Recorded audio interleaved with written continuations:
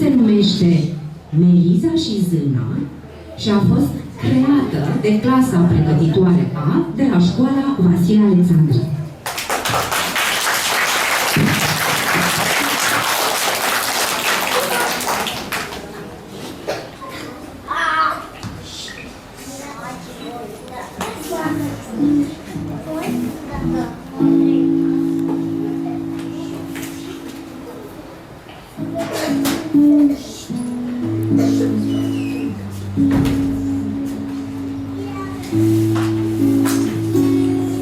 A fost odată, nu de mult, în zilele noastre, o fetiță brunetă cu ochi mari, înaltă, veselă, dar și cam năzdrăvană.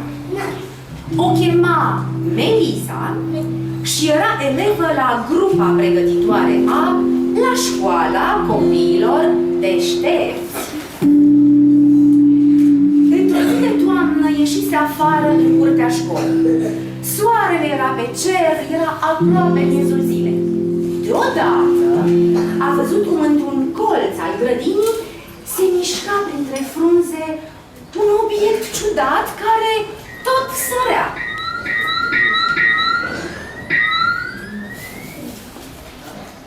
Când s-a apropiat de el, a căzut și s-a trezit deodată în fața unei căsuțe. La ușa casei era agățat un...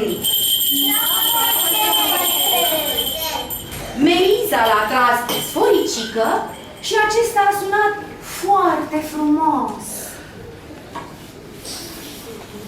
Atunci, ușa s-a deschis și în prag a apărut o zână care avea o floare.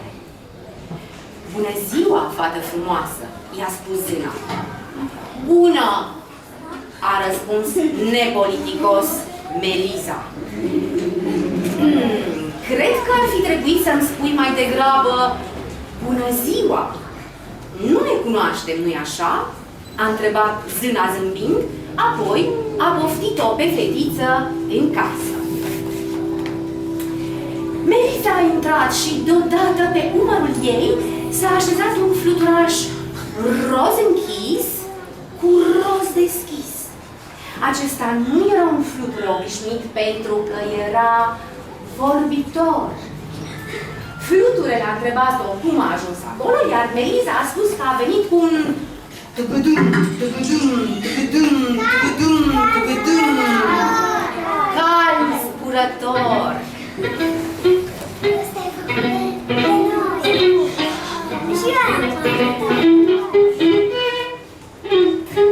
Zâna știa că minte, așa că s-a hotărât să-i dea o lecție.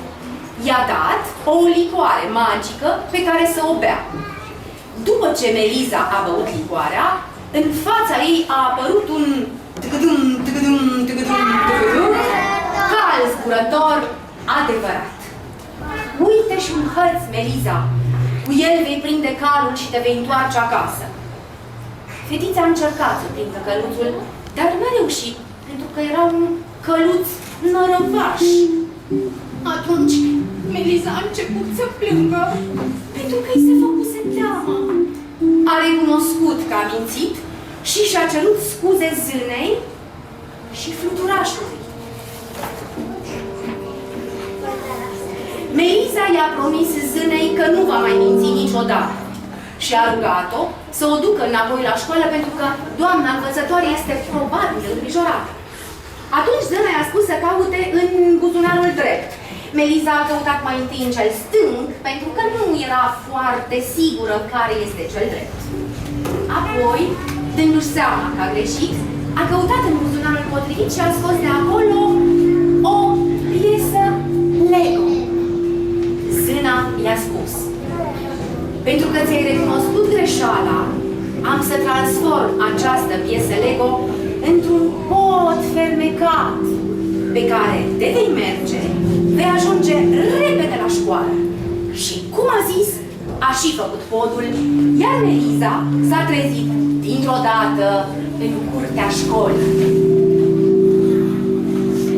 Acolo o aștepta doamna învățătoare, care a întrebat-o îngrijorată unde a fost. După ce s-a gândit puțin, Meliza a răspuns că a fost în vizită la o zână. Doamna învățătoare i-a spus zâmbind: bravo, Meliza, mă bucur că-ți respecti cuvântul dat. Atunci, Meliza a observat că doamna învățătoare avea în piept o broșă în formă de floare, care îi părea foarte cunoscută. Semăna foarte tare cu floarea din părul zânei. Vă rog să-i aplaudăm!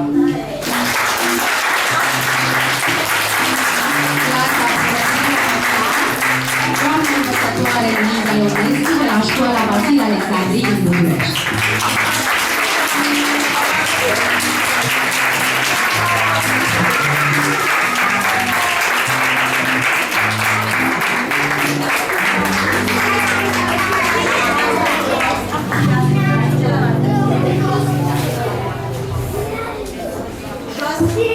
V-ați și plictisit?